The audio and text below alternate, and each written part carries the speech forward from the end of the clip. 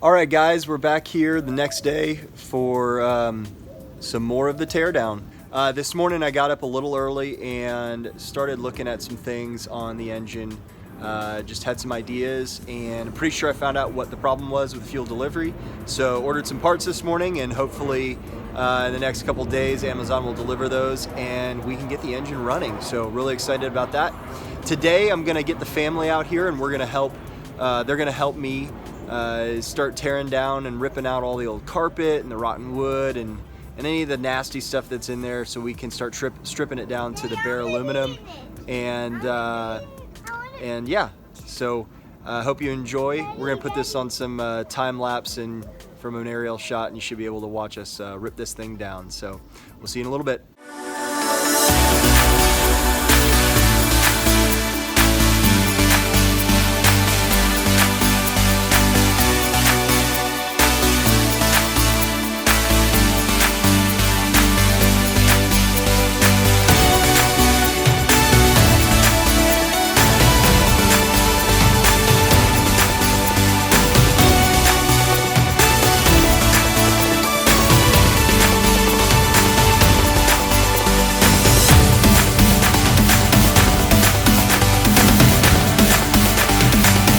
All right, so we're back here at the transom of the boat, and I'm cleaning out the mud, and you guys just would not believe how much mud and dirt is just back here at the bottom of the bilge and the transom. It's unbelievable. It's like, I'm assuming it's like decomposed leaves and all that sort of stuff that's turned into dirt, but it's incredible.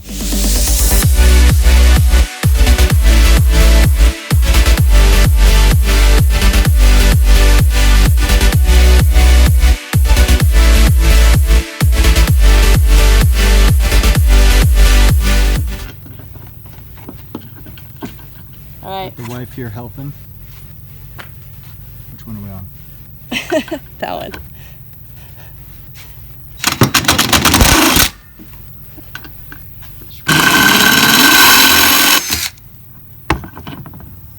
Push that. Why don't we come back to, Yeah. let's do the other one, and maybe we'll switch. Oh, that's not gonna work. Unless I hold it. It's too close to the... Yeah. Does it need to be a long socket? Probably. Maybe. It's got a...